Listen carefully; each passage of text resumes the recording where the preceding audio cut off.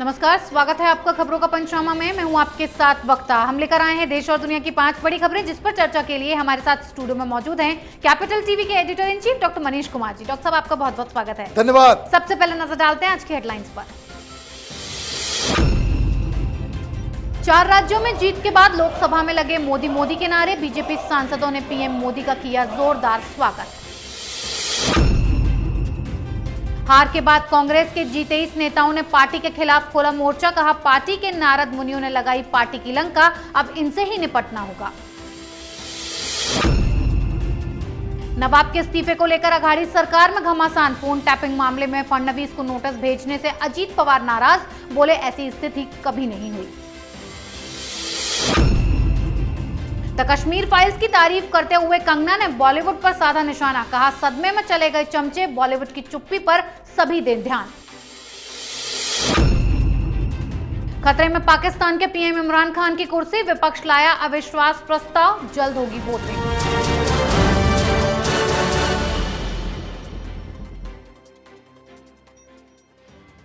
सबसे पहले बात बजट सत्र की। 4 राज्यों में जीत के बाद आज पीएम मोदी पहली बार लोकसभा पहुंचे तो चारों तरफ मोदी के नारे गूंजने लगे। बीजेपी सांसदों ने पीएम मोदी का मेज थपथपाकर जोरदार स्वागत किया और जमकर मोदी के नारे लगाए, जिसका पीएम ने भी हाथ जोड़कर आभार जताया। आपको बता दें कि यूपी, उत्तराखंड, गोवा और मणिपुर में बीजेपी की बम्पर जीत हुई, जिसका चारों तरफ जश्न मन रहा है। वहीं अब यूपी में नई कैबिनेट के शपथ ग्रहण की भी तैयारी हो रही है। हाल ही में योगी आदित्यनाथ ने दिल्ली में पीएम मोदी से मुलाकात की और कैबिनेट में कौन-कौन मंत्री शामिल होंगे, उनके नामों पर मंथन हुआ। डॉक्टर साहब, बीजेपी की जीत का जश्न आज लोकसभा में भी नजर आया है, क्या कहेंगे आप? देखिए, वेल डिजर्विंग है, इसमें तो कोई डाउट ही नहीं है कि जो 5 राज्यों में चुनाव हुए, पंजाब में भारतीय जनता पार्टी है नहीं, अदरवाइज बाकी 4 जगहों पे जहां विषम परिस्थितियां थी, भारतीय जनता पार्टी हार की कगार पे थी, ऐसा पॉलिटिकल पंडित बता रहे थे।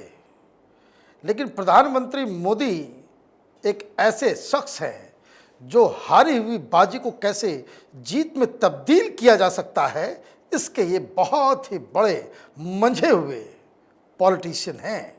और अपने प्रचार प्रसार से इन्होंने 4 राज्यों में जो जीत दिलाई है, तो लोकसभा के अंदर तो स्वागत होना ही चाहिए। पूरा देश स्वागत कर रहा है, और पूरा देश जब स्वागत कर रहा हो तो लोकसभा पीछे कैसे रह सकता है। लेकिन अभी कठिनाइयाँ पूरी तरीके से गई नहीं है। उत्तर प्रदेश में अपने हिसाब से क्या योगी आदित्यनाथ कैबिनेट चुन पाएंगे? क्या जो deputy chief minister Keshav Prasad Maurya जो मुख्यमंत्री बनने का सपना देख रहे थे, क्या उनको फिर से डिप्टी चीफ मिनिस्टर बनाया जाएगा? बाकी चेहरे कौन कौन लोग होंगे? पिछली बार से इस बार क्या नया होगा?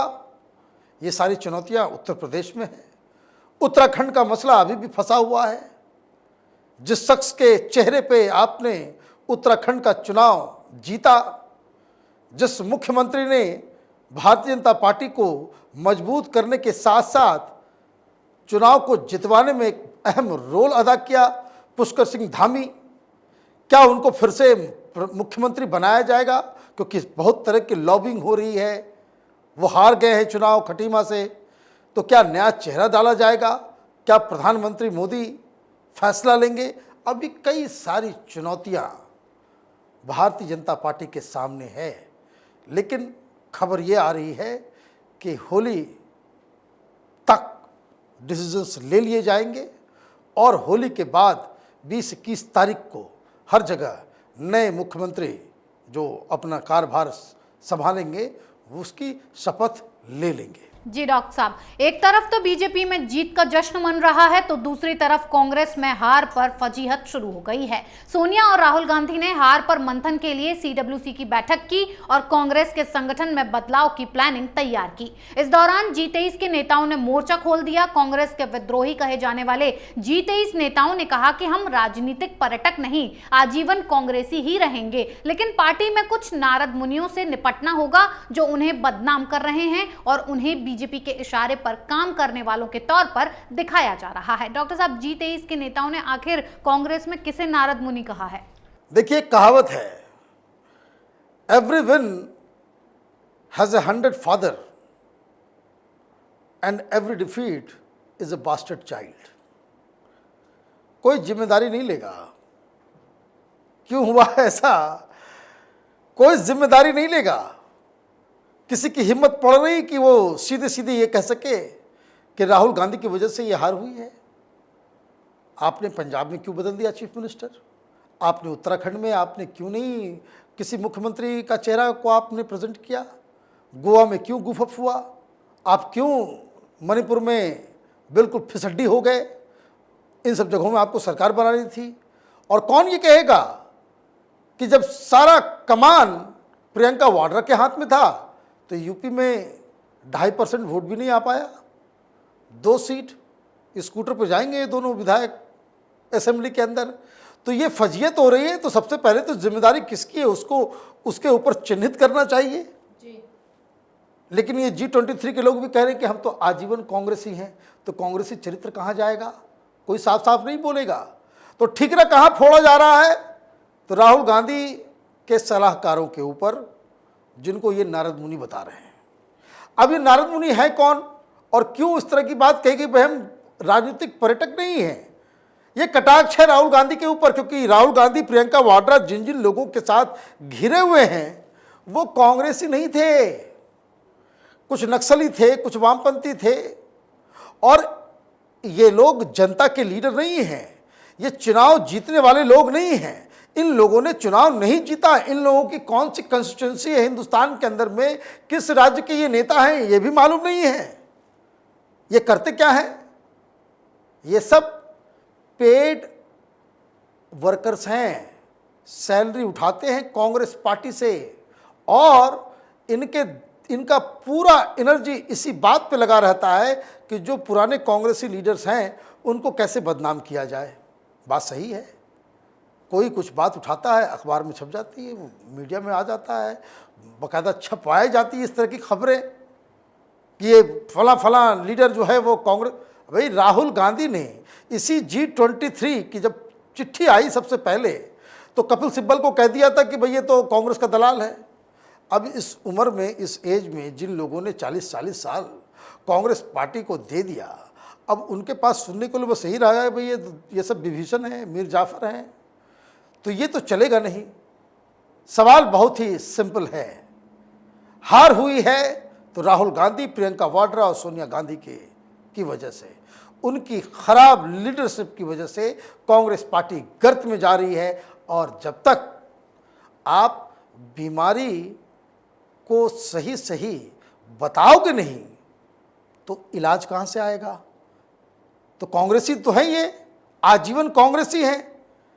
न ये बीमारी बताएंगे, न इनका इलाज होगा, न दवाई कोई रेफर कर सकता, कुछ नहीं होगा।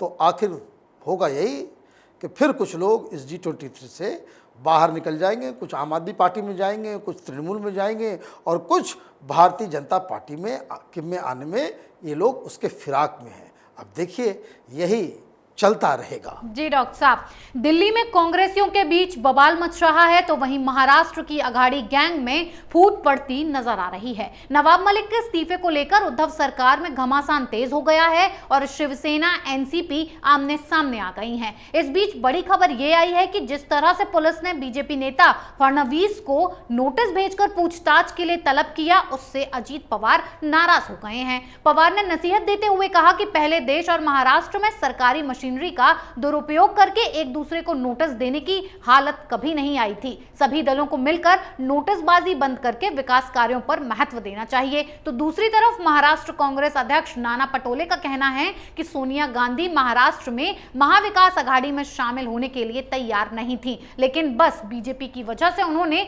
गठबंधन किया और सरकार बनाई। डॉक्टर साहब, अब नवाब मलिक को लेकर अघाड़ी की जो सरकार है उसमें खींचतान शुरू हो गई है। क्या इस खींचतान की वजह से उद्धव की कुर्सी खतरे में है? देखिए, ये तो बीजेपी के लोग कह रहे हैं कि 9 दिन और चलेगी ये सरकार। अब पता नहीं वो इन्फॉर्मेशन दे रहे हैं या उनके पास कोई जानकारी या उन्होंने कोई रणनीति बनाई। 9 दिन का वक्त दे रहे हैं बीजेपी वाले। अब हो क्या रहा है, अब कांग्रेस पार्टी, वो पटोले साहब अगर ये कह रहे हैं कि सोनिया गांधी नहीं चाहती थी कि भैया अघाड़ी में आ जाओ, भाई अभी कौन रोक रहा है, इस्तीफा देकर के बाहर जाओ। मतलब आपको सत्ता की मलाई भी चाटनी है, लेकिन उस सत्ता के ऊपर जो कीचड़ उछल रहा है, जो आरोप लग रहे हैं, उसकी जिम्मेदारी आप नहीं लेंगे। मतलब ये मीठा मीठा गपगप और कड़वा कड़वा थू, अगर आपको लग रहा है कि भाई ये जो सारी चीज़ें हो रही हैं उस वजह से कांग्रेस पार्टी को नुकसान हो रहा है, ना माल ढंग से कमा पा रहे हैं और ना इज्जत ही बच पा रही है, तो आप इससे वॉकआउट कर जाइए, कौन रोक रहा है। इस तरह की बयानबाजी जो है वो, लेकिन इस बयान का मतलब क्या है, इस बयान का मतलब ये है, देखिए जो कुछ भी हो रहा है, मैं बार बार कह रहा हूं, बीएमसी चुनाव सिर पे है, कांग्रेस पार्टी अकेले लड़ने की उन्होंने घोषणा कर दी है, बच गई है एनसीपी और शिवसेना। अब दिक्कत उसमें ये आ रहा है कि अजीत पवार वो नाराज हो गए इस बात को लेकर के, ये क्या कौन सा तरीका है, देवेंद्र फडणवीस को क्यों नोटिस दिया गया। पहले आप नोटिस देकर के उनको बुलाते हो, जब वो आने के लिए तैयार हो जाते हैं तो वापस पुलिस वाले फोन करके कहते कि नहीं नहीं नहीं आप अपने घर में रहिए, तो देवेंद्र फडणवीस कहते हैं कि मैं घर में हूँ, सारा प्रोग्राम हमने खत्म कर दिया, आप आकर के हमसे पूछताछ कर लीजिए। तो इस पे अजीत दादा नाराज यूं हैं कि महाराष्ट्र में इस तरह की राजनीति पहले कभी नहीं हुई कि जो नेता प्रतिपक्ष है उसको आप पूछताछ कर रहे हैं, किस चीज के लिए, कोई आरोप है, कोई ये चीज है, नहीं। देवेंद्र फडणवीस क्या इस केस के आरोपी बनाए गए हैं, नहीं। जानकारी लेने के लिए आप पुलिस, तो ये बता रहा है कि एनसीपी के अंदर इसको लेकर के टकराव शुरू हो गया है। दूसरी तरफ नवाब मलिक का खेल आ गया।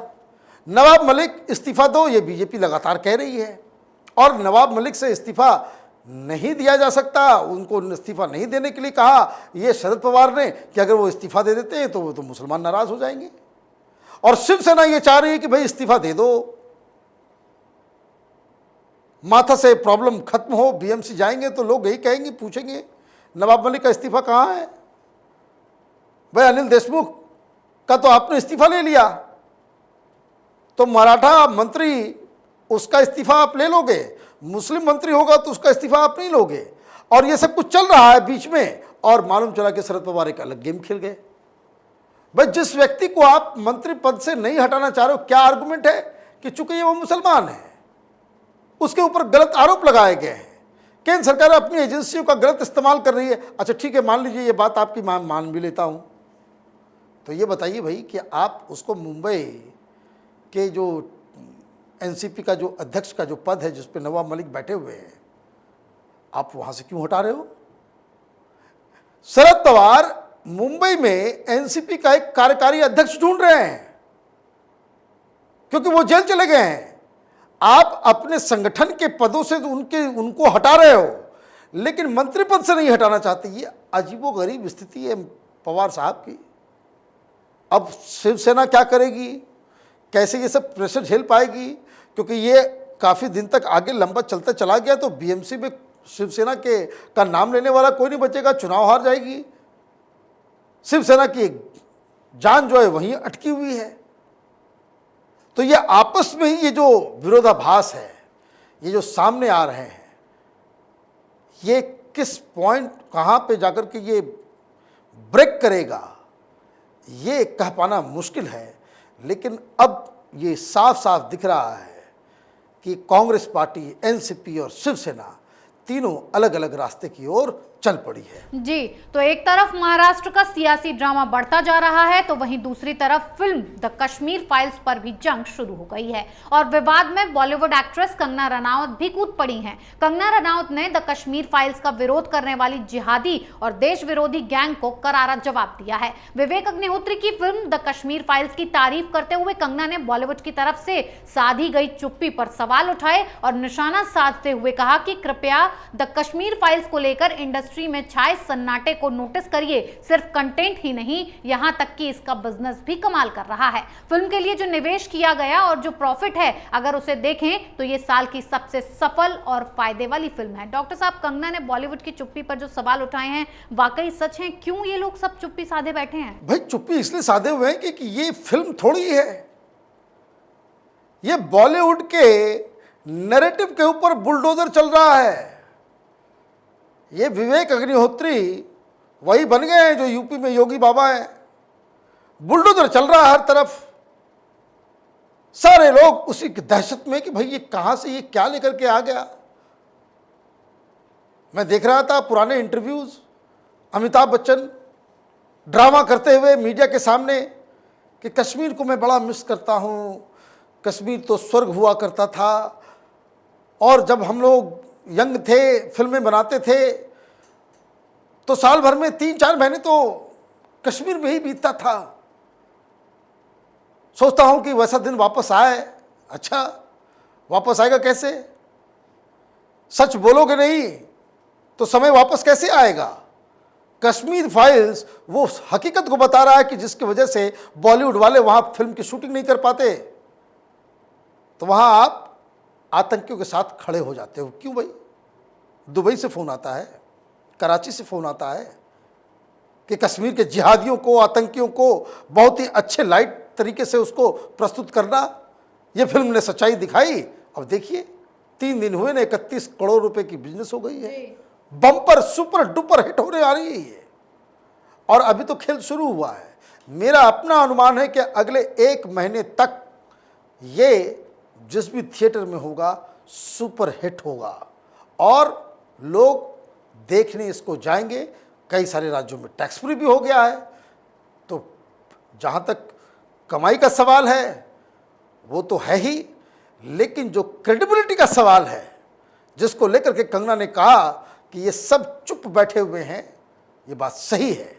इन लोगों को समझ भी नहीं आ रहा कि वो इस फिल्म के बारे में क्या कहें।